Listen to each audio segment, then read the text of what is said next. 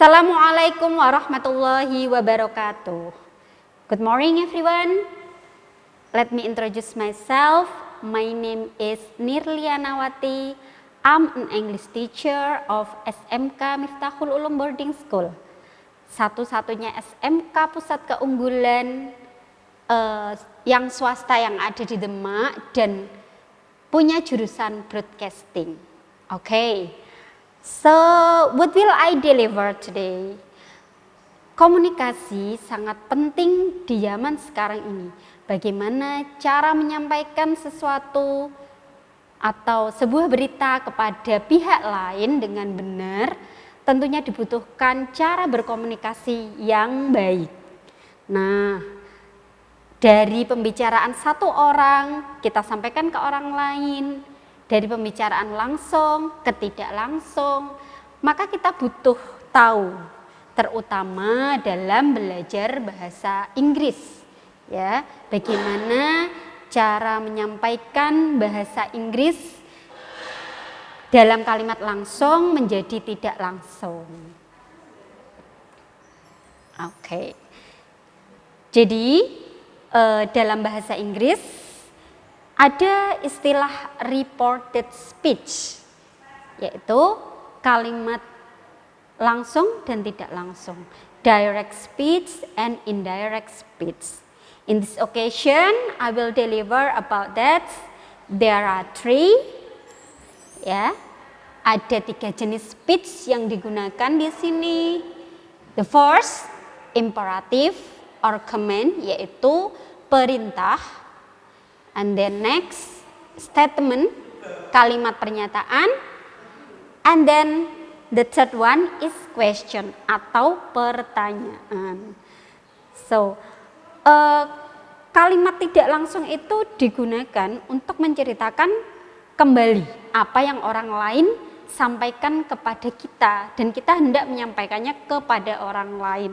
Maka 3 jenis kalimat ini yang kita wajib ketahui. Okay.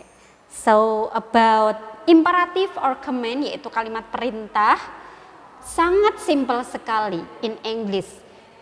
Di kalimat langsung ada keterangan khusus, yaitu menggunakan to plus verb one atau to plus kata dasar. Nah, ketika dirubah menjadi kalimat tidak langsung, maka menjadi not to plus verb when. Kalimat perintah di sini ada 2. Perintah itu ada yang diperintahkan untuk, someone must do, seseorang harus lakukan, atau someone must not do, atau seseorang tidak boleh lakukan. Itu perintah, ya. Untuk perintah kalimatnya menggunakan to verb 1, dan untuk perintah yang tidak boleh atau kita lebih mengenal dengan kata larangan, forbidden, maka kita pakai not to plus verb 1. Look at the example. Oke. Ada Ihsan sama Rehan. Ihsan berkata kepada Rehan, "Come in please." Silahkan masuk. Itu namanya Ihsan berkata pada Rehan secara langsung, gitu ya. Lalu ketika saya ingin menyampaikan kalimatnya Ihsan kepada Rehan, kita tinggal tambahkan saja to. Pada kata come in, verb 1-nya adalah come. Maka kita tinggal menambahkan to saja. Maka come in please becomes I ask you to come in please. Simple sekali. Jadi untuk come itu cukup menambahkan to saja. Okay. What about the forbidden sentence? Dengan kalimat larangan bagaimana? Ada contoh, Nita berkata pada Gaby, "Don't be lazy." Jangan malas. Lalu saya ingin menyampaikan kepada Gaby apa yang sudah disampaikan Nita. Maka kalimat tersebut kita tinggal menambahkan not to. Menjadi bagaimana? I ask you not to be lazy. Jadi don't hilang digantikan dengan not to. Okay, this is for the common. We go to the next. It's about statement. Ya. Oke, pernyataan. Kalimat pernyataan. Kalimat pernyataan di sini ya, we need many knowledges about the pattern in English. Jadi banyak rumus yang harus kita siapkan ketika kita membuat kalimat pernyataan dalam bahasa Inggris. Perubahan kalimat langsung menjadi tidak langsung dalam bahasa Inggris. Kalimat pernyataannya, ciri-cirinya adalah kita tambahkan that sebagai kata penghubungnya. Ya. For example, Dini berkata, the sun rises in the east. Matahari terbit dari timur. Lalu ada yang bertanya lagi, what did she say? Apa yang dia katakan? Maka kita butuh kalimat untuk menyampaikannya secara tidak langsung. Apa sih yang sudah dikatakan Dini? Maka menjadi, she said that the sun rises in the east. Okay, we see the structure of example. Jadi ketika kalimat langsung Dini mengatakan the sun rises in the east, maka menjadi Dini itu pronounnya apa? Dini adalah dia perempuan, maka we use pronoun she. Maka menjadi she. And then said, berkata that the sun rises in the east. Jangan lupa perubahan pada kalimat langsung ke kalimat tidak langsung, kita perlu tahu mengenai perubahan pronounnya. Ya. The next, okay, this one the pattern.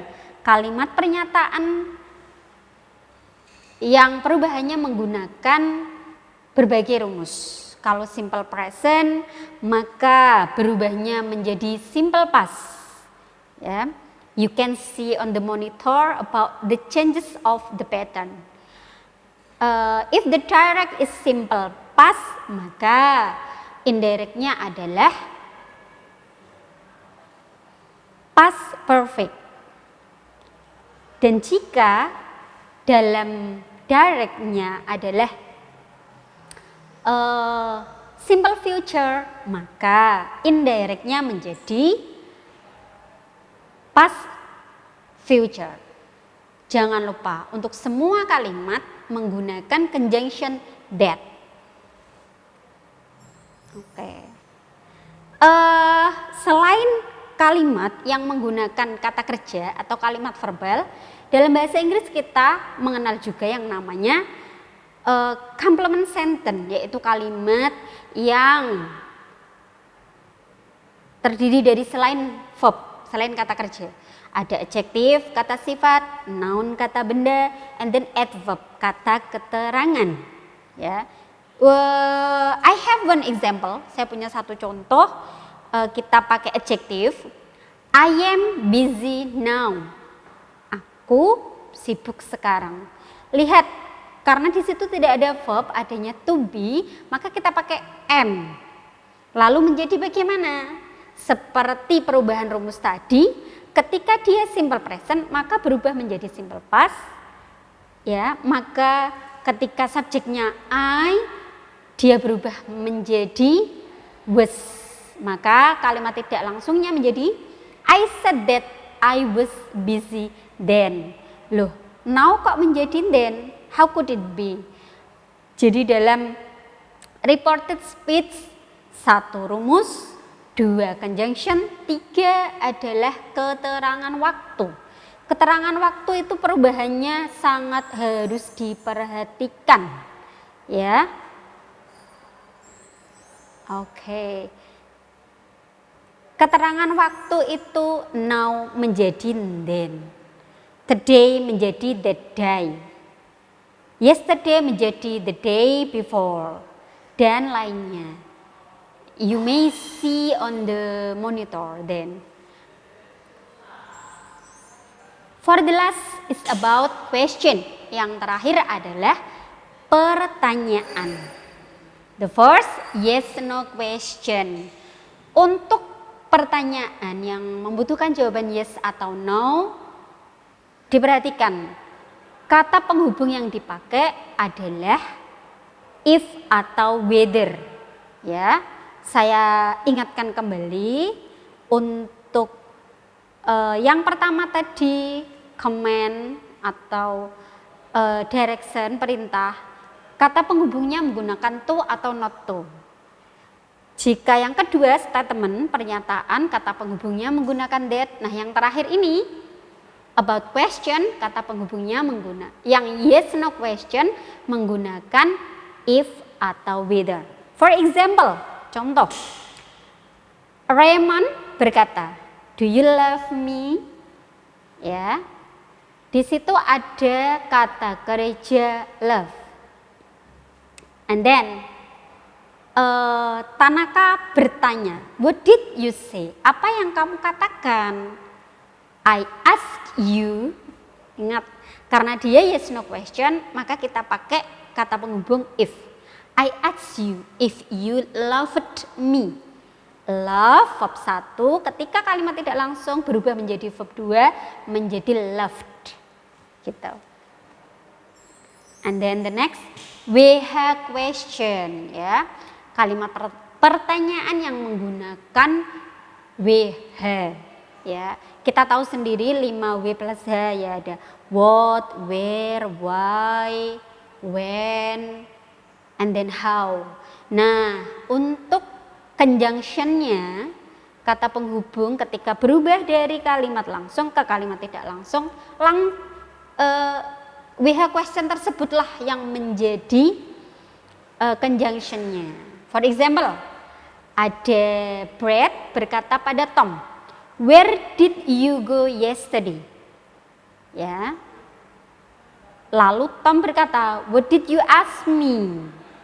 Nah, otomatis Brad mengulangi, I ask you. Karena tadi yang dikatakan adalah where, pertanyaannya, maka gunakanlah where itu sebagai conjunction. I ask you where you had gone the day before. Lihat perubahannya. Jadi pronoun you menjadi I, lalu where digunakan sebagai conjunction, and then yesterday menjadi the day before. Nah, look at the screen. Kalian bisa lihat layar di sini perubahan kata keterangan dalam indirect speech. Jadi ketika kalimat langsung ada here, maka nanti kalimat tidak langsung dia berubah menjadi there. Ketika kalimat langsung now, dia berubah menjadi then, and then so on, dan lain-lain. Oke. Ya, seperti yang sudah saya sampaikan ke para pemirsa semuanya mengenai perubahan kalimat langsung dan tidak langsung, itu ada beberapa hal yang wajib diketahui. Satu, pronoun, perubahan pronoun, ya, dari Andi menjadi he, dari Siti menjadi she. And then yang kedua adalah conjunction, kata penghubung di setiap jenis kalimat beda, ya. And then yang ketiga adalah keterangan waktu. Semuanya sudah ada, banyak sekali sampel-sampel, you can search in Google, YouTube, or in dictionary. Yes. Okay. So, thank you very much for the time. Terima kasih banyak atas waktunya. Semoga video kali ini bisa membantu kepada para pemirsa yang kesulitan mempelajari mengenai reported speech. Sampai berjumpa di kesempatan yang lain.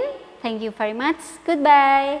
Assalamualaikum warahmatullahi wabarakatuh.